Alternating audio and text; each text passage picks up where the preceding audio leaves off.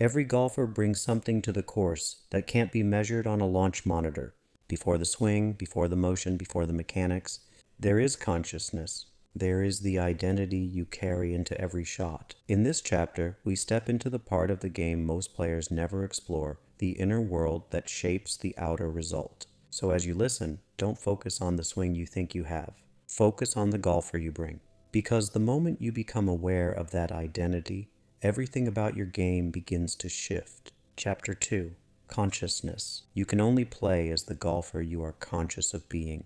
And that single truth has shaped every round you've ever played. Before a swing is made, before a shot is chosen, the internal state you bring to the first tee has already begun writing the story of your day. Every round you've ever played has been shaped by the golfer you were conscious of being when you stepped onto the first tee. Not the golfer you hoped to be, not the golfer you practiced to be, the golfer you felt yourself to be in that moment. That quiet internal sense, "this is who I am today," is your self-concept showing up to play. Most golfers never notice this, yet it influences their performance more than many of the mechanical changes they've ever made. Consciousness in golf is the internal state you bring with you, the emotional tone, the expectations, the identity you're carrying into the round. Some days you arrive steady and composed. Other days you arrive tight, doubtful, or already bracing for inconsistency, and without realizing it, the round unfolds according to that state.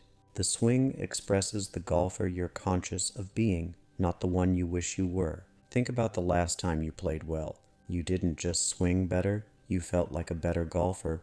Your self-concept shifted into something calmer, more capable, more present. That internal state allowed your mechanics to express themselves freely. Now think about a round where everything felt like work. The swing didn't collapse because your technique disappeared. It collapsed because the golfer you were conscious of being was tense, frustrated, or unsure. The swing simply followed the state. This is why two golfers with the same mechanics can produce completely different results. One steps onto the course conscious of being steady and capable. The other steps onto the course conscious of being inconsistent and fragile. Same swing, different self-concept, and the game responds to the golfer, not the technique. Consciousness is the filter through which your swing operates. Change the filter, and the same swing produces a different round. Every time you step onto the course, multiple versions of you are available. The steady golfer, the anxious golfer, the confident golfer, the frustrated golfer. Each one is a different concept of yourself. The version that shows up isn't chosen by your swing, it's chosen by your internal state. Your emotions, your expectations, and the energy you carry into the round determine which version of you takes the club back. You cannot bring the emotional habits of the old golfer and expect a new experience. To play as the golfer you intend to be, you must shift your internal state first. When you do, the game reorganizes around that new version of you. Most golfers try to change their game from the outside in. They chase new positions, new feels, new drills, all in an attempt to fix inconsistency. But if the concept of themselves they're bringing is still the same, the results don't change. The internal state overrides the external mechanics. This is why players can hit it beautifully on the range and then lose it on the course. They brought a different internal golfer to each environment.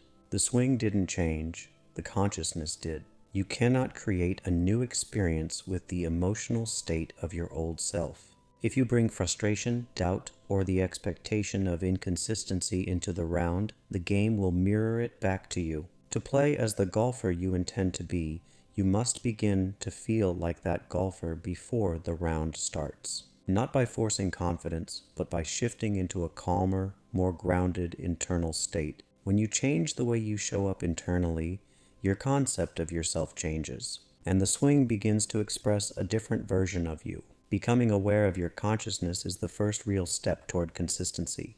You can't change what you don't notice. When you start paying attention to the golfer you're bringing, the tone, the expectations, the quiet assumptions, you begin to see why your rounds unfold the way they do.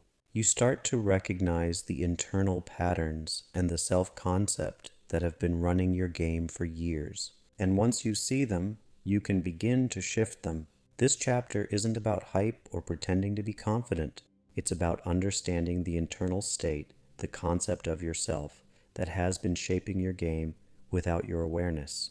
When you become conscious of the golfer you've been bringing, you gain the ability to bring a different one, a steadier one, a calmer one, a golfer who doesn't unravel after a mistake because they don't expect to, a golfer who trusts their swing because they trust themselves.